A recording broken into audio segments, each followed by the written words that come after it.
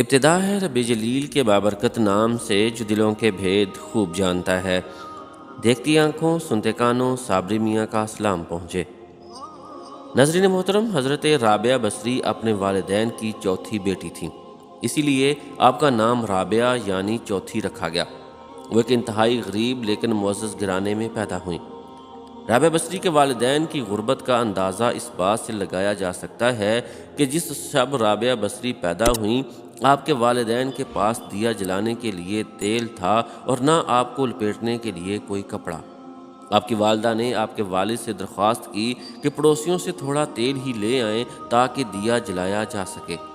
آپ کے والد نے پوری زندگی اپنے خالق حقیقی کے علاوہ کسی کے آگے ہاتھ نہ پھیلایا تھا، چنانچہ وہ پڑوسیوں کے دروازے تک تو گئے لیکن خالی ہاتھ واپس لوٹ آئے۔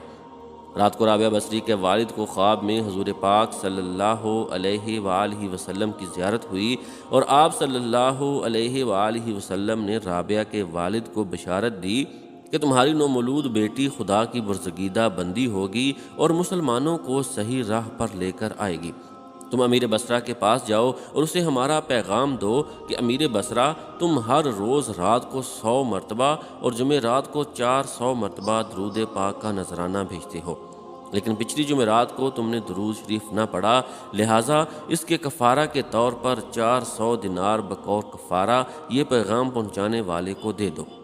رابعہ بصری کے والد اٹھے اور امیر بصرہ کے پاس پہنچے۔ اس دوران آپ کی آنکھوں سے خوشی کے آنسو جاری تھے۔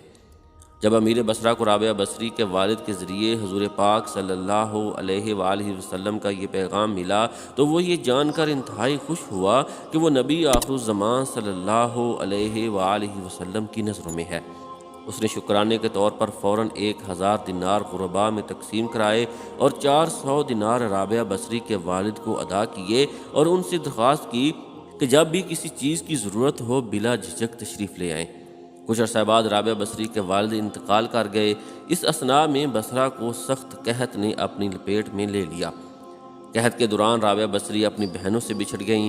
رابعہ بصری ایک قافلے میں جا رہی تھیں کہ قافلے کو ڈاکوؤں نے لوٹ لیا اور ڈاکوؤں کے سرغنہ نے رابعہ بصری کو اپنی تحویل میں لے لیا اور آپ کو لوٹ کے مال کی طرح بازار میں لونڈی بنا کر بیچ دیا۔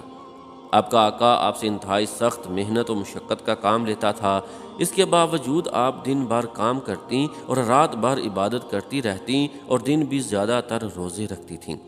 اتفاقاً ایک دفعہ رابعہ بصری کا آقا آدھی رات کو جاگ گیا اور کسی کی گریہوزاری کی آواز سن کر دیکھنے چلا کہ رات کے اس پہر کون اس طرح گریہوزاری کر رہا ہے۔